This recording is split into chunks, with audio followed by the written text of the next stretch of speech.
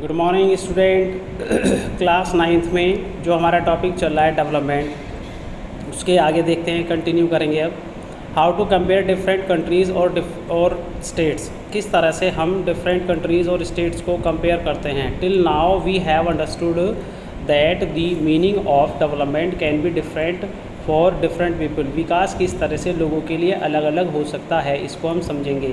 The same applies in relation to different countries and states. यही rule हमारा different countries और different states में कैसे लागू होता है। सो इन सच ए सिचुएशन, इन परिस्थितियों में the biggest question is how और on what basis different countries and states should be compared. किस तरह से इन स्टेट्स और कंट्रीज़ को कंपेयर करना चाहिए। This is true that the condition of different countries states are different as the situation of European countries is different from India। European countries की जो डेवलपमेंट प्रोसेस होती है वो इंडिया के मुकाबले बहुत अलग होती है। The standards there in relation to development can not applicable here. वहाँ के जो स्टैंडर्ड्स हैं डेवलपमेंट के वो यहाँ पर एप्लीकेबल नहीं हो सकते। In such a situation the alternative before us is that we do not compare all situations and compare some specific situations which are common in the countries to be compared. जो हमारे देश में या हमारे देश में जो पाई जाने वाली स्पेसिफिक कॉमन सिचुएशंस हैं, हम उन्हें तो कंपेयर कर सकते हैं। In these perspective their income is considered to be the most important feature to compare countries which higher incomes are considered more developed than low income countries. उन देशों में जहाँ पर जो उनकी इनकम है वो बहुत ज़्यादा इम्पोर्टेंट होती है, जबकि उनकी इनकम बहुत ज़्यादा होती है। This is based on understanding that higher income is a factor in the supply of goods human needs। किसी भी देश के लिए ये बहुत ज़्यादा समझना ज़्यादा ज़रूरी होता है कि जो उनकी इनकम है वो बहुत ज़्यादा हाई होती है और उसी से क्या होता है, जो उनकी आवश्यकता के जो सामान हैं उनकी सप्लाई होती है। टोटल इनकम में not be a suitable measure for comparison between different country because different countries have different populations. सभी देशों की जो डेवलपमेंट होते हैं वो अलग अलग होते हैं और उसके लिए जो सुटेबल जो नॉर्म्स होता है, पैरामीटर्स होते हैं, वो होते हैं पॉपुलेशन के अकॉर्डिंग। अगर किसी देश की पॉपुलेशन बहुत ज़्यादा है तो वहाँ पर डेवलपमेंट बहुत लो होगा। अगर कहीं पर स्पार्स पॉपुलेशन पाई जाती है, कम पॉपुलेशन पाई जाती है, तो वहाँ पर डेवलपमेंट अधिक पाया जाता है। Hence average income is compare to find the comparative state of development.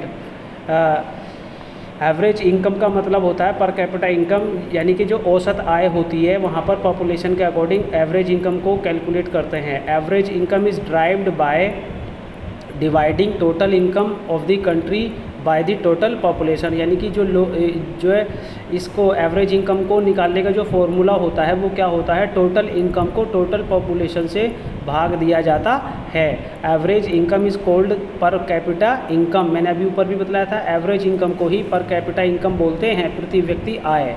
The World Bank's world development reports use criteria related to average income is classifying countries whose per capita income in 2017 is US $12,056। यानी कि US की जो per capita income थी वो 12,056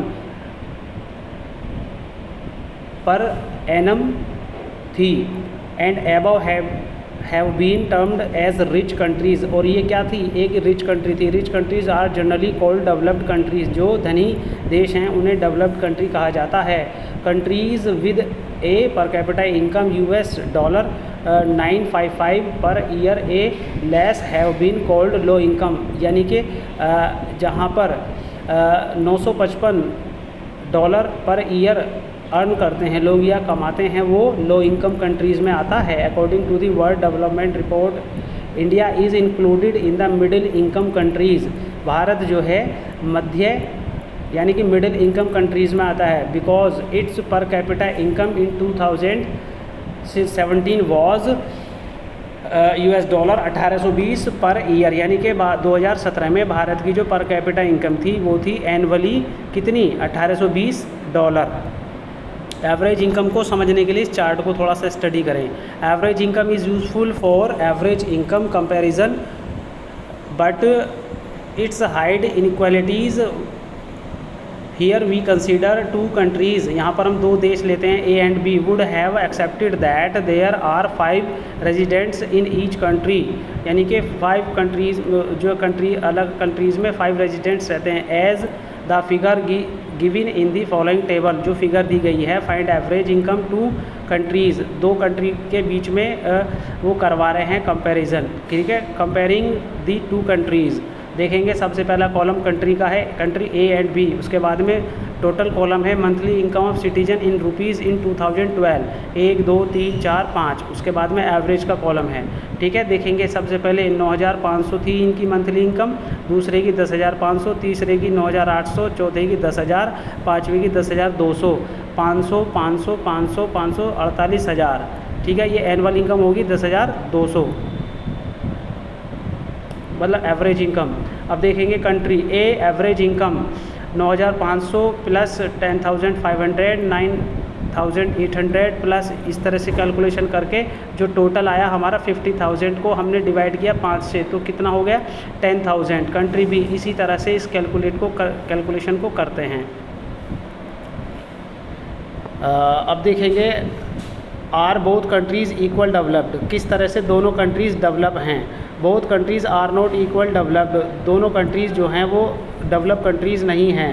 the distribution of income among the citizen of country A is almost same, A country जो है उसकी जो एवरेज इनकम है सिटीजन्स की वो सेम है, but satisfactory while in be out of 5 citizens का जो डेटा लिया है, बल्कि जो बी कैटेगरी का जो कंट्री है उसकी जो कंडीशंस है वो सेटिस्फैक्ट्री है, जबकि while B 4 out of 5 citizen are in poor condition, 5 में से जो 4 लोग हैं वो पुअर कंडीशन में। It is clear in the above context that some people में like to live in country B, they are assured that they will be 5th citizen of that country. Most people would prefer to live in country A as the average income of both country is the same, but the citizen of country A are neither very rich, यानी कि A country के जो citizens हैं वो ना ही तो उनसे ज़्यादा धनी हैं और ना ही उनसे ज़्यादा गरीब हैं। Whereas most of the citizen of country B are and a person is very rich, B person जो हैं वो बहुत ज़्यादा रिच हैं। Here we see that the average income is useful for comparison, हमने एवरेज इनकम को usefully comparison किया, but this does not show how this income is distributed among the people, परंतु ये इस इनकम का बंटवारा लोगों के बीच कैसे होता है। This is the average income limit, ये एक एवरेज इनकम लिमिट होती है। Goodbye students.